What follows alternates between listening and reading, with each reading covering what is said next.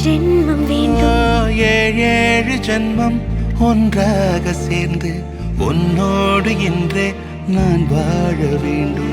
காலம்